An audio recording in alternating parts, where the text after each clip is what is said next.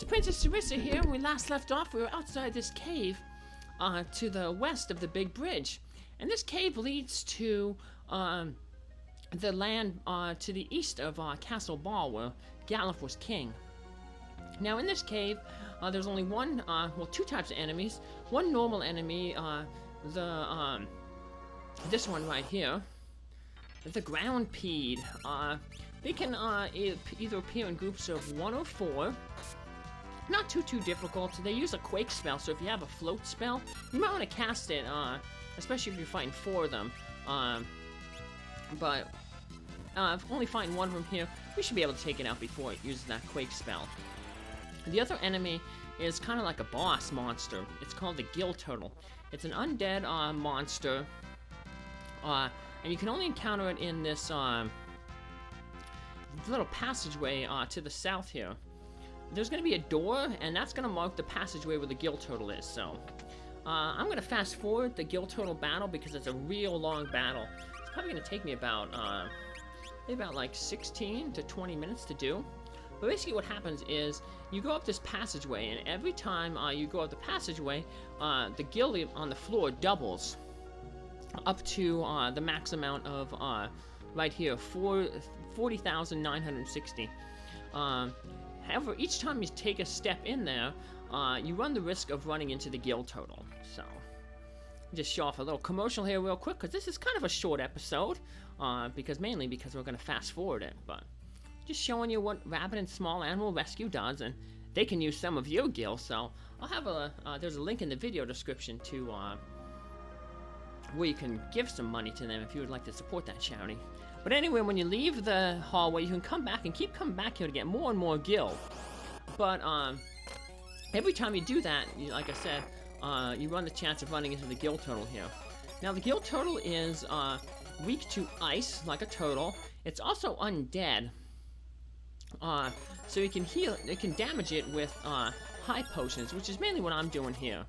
I'm gonna break a few rods as well, just to speed things up. But the last rod I'm going to keep so I can boost the damage that the Shiva Summons does. So my main source of damage is going to be throwing high potions. They do 500 damage because it's an undead, and this guy hits really hard. So I have changed my classes around so that I actually have 2 summoners. I have Lenna as a ninja, so she's really fast, and she has the summon ability. And Krile is also a summoner because she has the highest magic, so she'll do the most damage with Shiva. Now, Faris and Krile, a lot of times what they'll be doing is they'll be using the image ability, which makes them avoid at least 2 physical attacks from the Gil Turtle. Everybody else is going to mainly rely on the Golem summon to save them from being defeated by this turtle. So, but unfortunately the Golem summon is used up real quick. That's why we want to have 2 summoners, so that we can always be refreshing the Golem. Because like I said, this guy hits really hard, and Golem isn't going to last too long against this guy. Now, it's really important you notice that a lot of times I'm pausing the battle. What I'm doing is I am keeping track of the Gil Turtle's hit points. Because when the Gil Turtle is defeated and take down the 0 hit points, what it'll do is it'll use a finishing attack called Earthquake. And that'll wipe out everybody in the party. So in order to avoid a game over, I want to make sure that I deal the final bit of damage while Faris, the Dragoon, is up in the air. That way she'll survive the Earthquake. That's the only way I'm able to survive against the Gil Turtle with this party. With my last party, I was able to use the Time Mage float thing, and float will avoid the Earthquake. But I don't have access to the float magic because I don't have a Time Mage. So the only way I'm able to live through this fight at the end and avoid that counter is to have Faris jump at the appropriate time. So, like I said, I'm pausing. I'm using a calculator off to the side to keep track of the hit points. So, whenever somebody gets knocked down, which is mainly going to be Lenna, because she does not have that image ability yet. And even if she did, she wouldn't be using it because she has to use the summon ability. So, like I said, we just keep refreshing the golem when we can, and when we have some free time to not use the golem, then we'll have Krile summon Shiva. Everybody else will be throwing the high potions. They were guaranteed 500 damage to the Gil Turtle. Unfortunately, we can't use elixirs like some games to do like 9,999 damage, because then you can just throw 4 of them and be done with it. But we're gonna have to do this the long way. As you can see, I'm fast forwarding this. I'm playing it at 5 times speed here, and even then, it's taken me quite a while to defeat this guy. So it's mainly basically a battle of attrition at this point. Unfortunately, I can't revive RASAR because he had the bone mail equipped. So, because he's undead, Phoenix Down will not work on him. So, sometimes I play a little too cautiously, and I try to summon Golem when he's not completely eliminated yet. But it's better to be safe than sorry. So, if I have a chance, like I said, I put the image on Faris and Krile.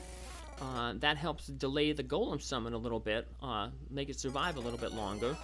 Image allows you to avoid 2 physical attacks. So, that's a little bit more important to get up. Like I said, it's more important to play defensively. So even though I could have had Faris and Krile kept throwing high potions or Shiva shamans, I use the image when I have the opportunity, because like I said, this is like a battle of attrition. So slowly keep putting it out, and like I said, eventually the Gil Turtle will fall, but the main point is we don't want all this to go to waste.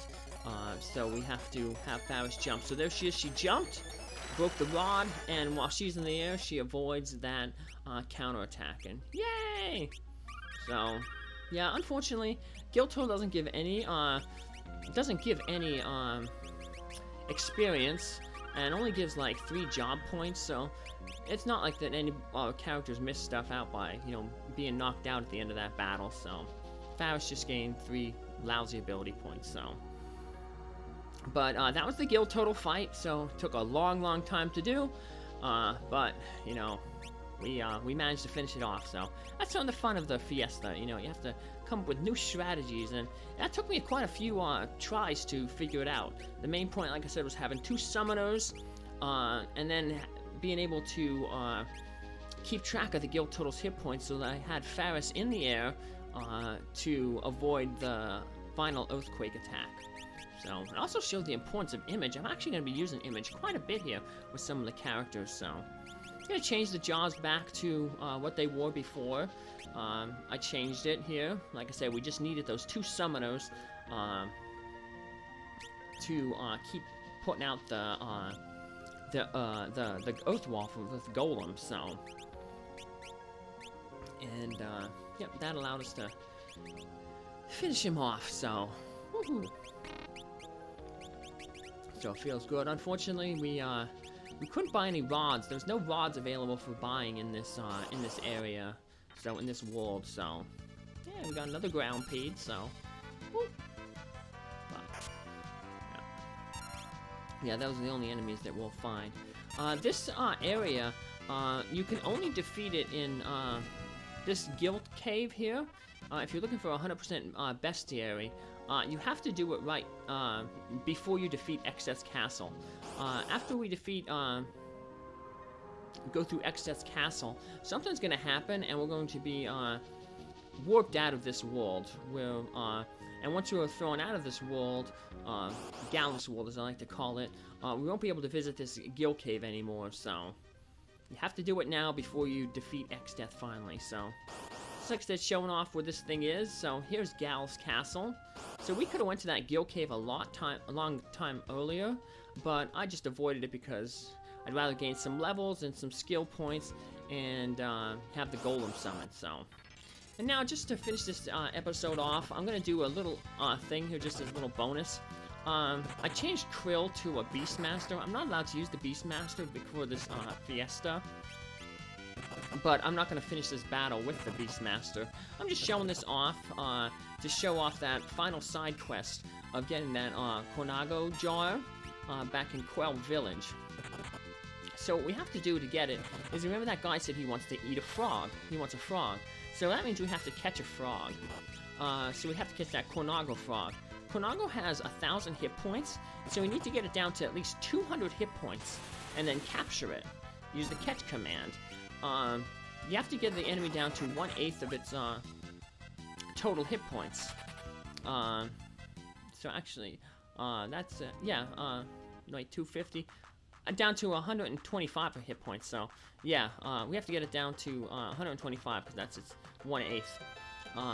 Now, if you catch the frog, you can give this guy the frog and 10,000 gil, and he gives you the Cornago jar.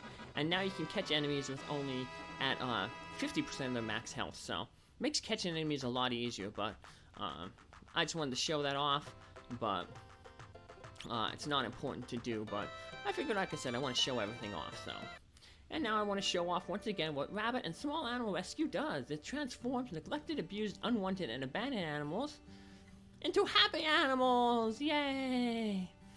And if you want to help Rabbit and Small Animal Rescue fulfill their mission, I provided a link to their homepage where you can make a PayPal donation. Any bit helps, so I appreciate your contribution. Take care, have a good day. Bye!